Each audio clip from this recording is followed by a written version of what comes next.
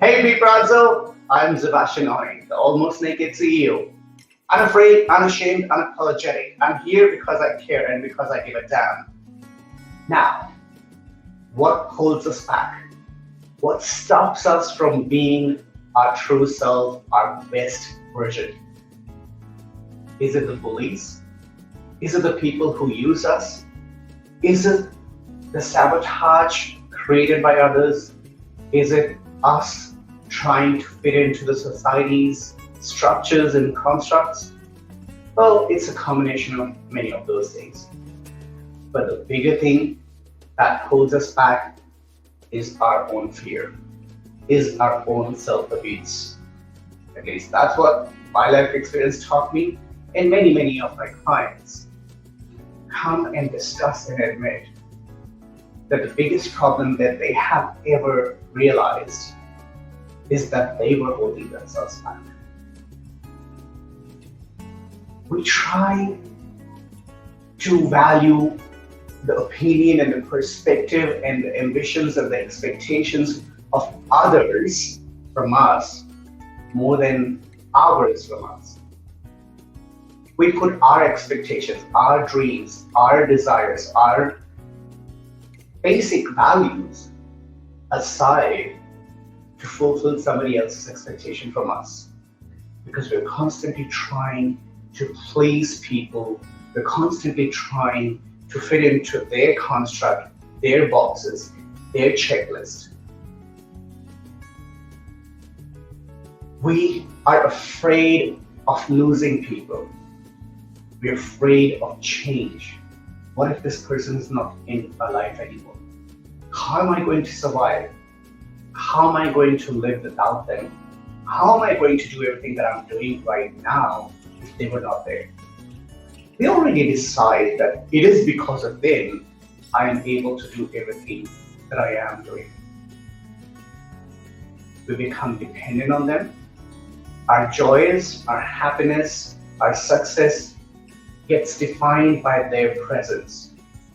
And we keep undermining ourselves as people, as individuals. We keep ignoring our skills, our talents, our abilities, because we want somebody else to be there to validate what we're capable of. And that's where the whole problem is, trying to get this validation, trying to please people, trying to fit into their boxes and checklists.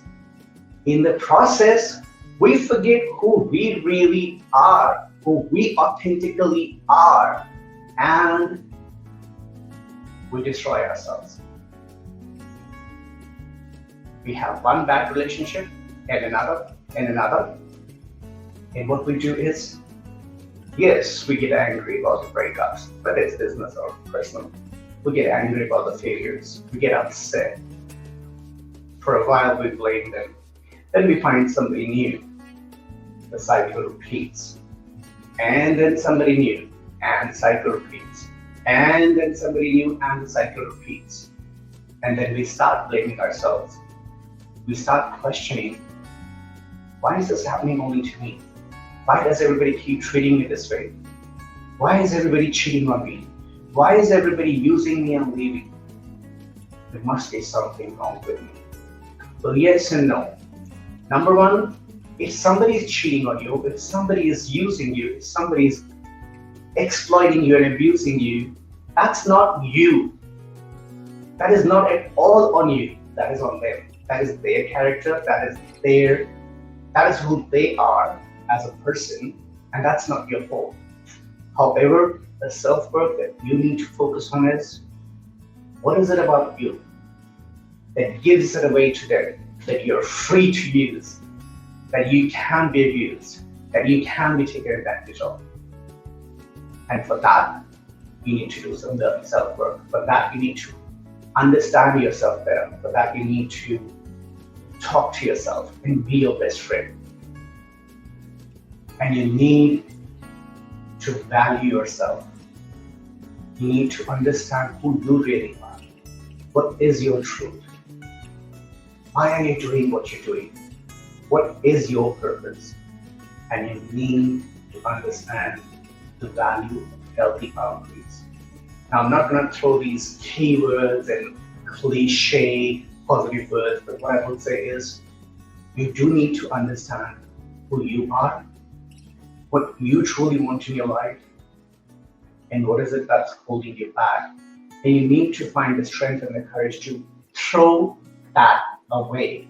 If that's a person, that's an object, that's a contract, that's a situation, that's a circumstance that is holding you back, and the only reason you're staying in that situation is because you don't want the change, you're scared of the unknown, or you don't want to be left alone, stop right now. It's okay to be alone.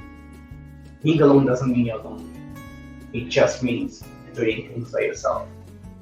It gives you time to reflect on who you really are. Understand your truth. Accept your truth. Celebrate your truth. And start everything from them.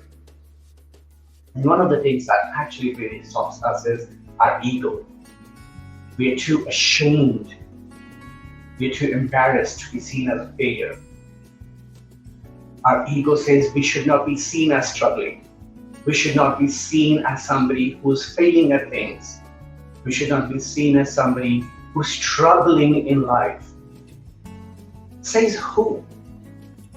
All these people who tell you, who train you, the society that trains you, that failure is a bad thing, that you should not struggle, that you should not share your emotions, you should look strong, you should always smile. They don't come to feed you every day. They don't come to create income for you, life for you, anything for you. They just put their expectations, their opinions, their perspectives on your plate, and it's up to you to whether eat out of that plate or chuck it in the bin.